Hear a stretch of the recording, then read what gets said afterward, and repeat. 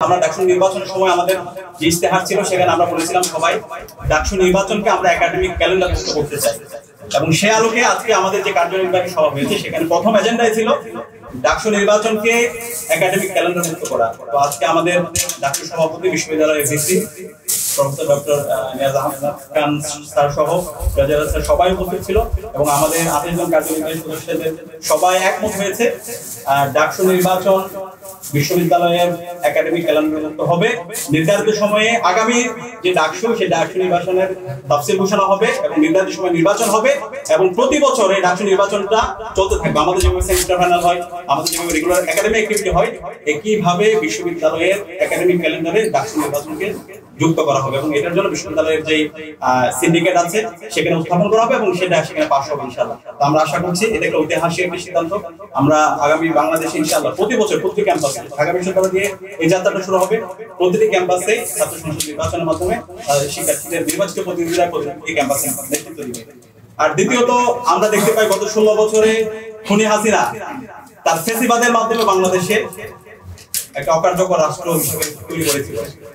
গুম খুন আয়নাঘর থেকে শুরু করে শিক্ষার্থীদের উপর নির্যাতন নিপীড়ন এমন কোনো ঘটনা নাই সে করে নাই। এবং সর্বশেষ 24 জুলাই বিপ্লবে আমাদের 2000 ভাই বোনকে শহীদ করেছে, 40,000 আমাদের ভাইবোনকে কাজী করেছে।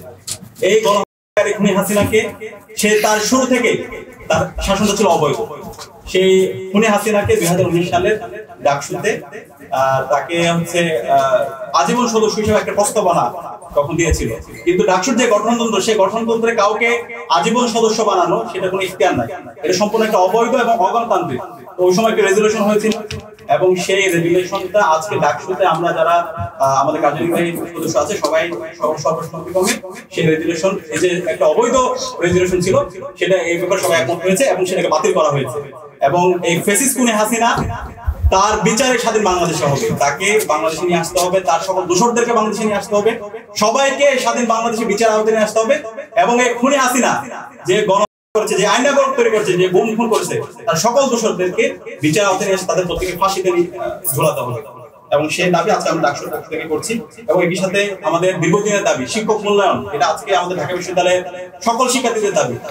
এই শিক্ষক মূল্যায়ন পদ্ধতির জন্য আমাদের সদস্যরা কার্যনির্বাহী কাজ করছে এবং একটা টিমও হয়েছে বিশ্ববিদ্যালয়ের আমাদের বিসিএস সার্টিফিকেট সবাই একমত হয়েছে খুব দ্রুতই বিশ্ববিদ্যালয়ের যে টিম সিন্ডিকেটের মাধ্যমে সেটা পাশে শিক্ষক মূল্যায়ন যে পদ্ধতি সেটা চালু হবে।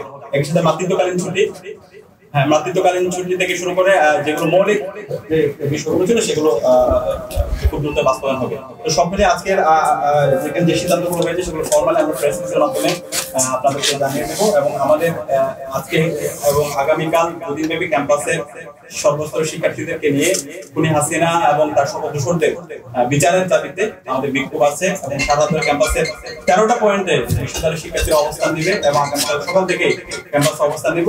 ক্যাম্পাসে যখন ফ্যাসিবাদের দোষর আছে সেটা স্টাফ হোক শিক্ষক হোক প্রত্যেকের বিরুদ্ধে বিশ্ববিদ্যালয় প্রশাসন যেন ব্যবস্থা গ্রহণ করে এবং দেশের যে আইন আছে সেই আইনের জন্য তাদেরকে বিচারের আওতায় নিয়ে আসা হয়, সেটার জন্য আমরা আমাদের জায়গা থেকে যা যা করা দরকার সেটা আমরা করবো এবং বিশ্ববিদ্যালয়ের প্রশাসন সেই ব্যাপারে একমত হয়েছে।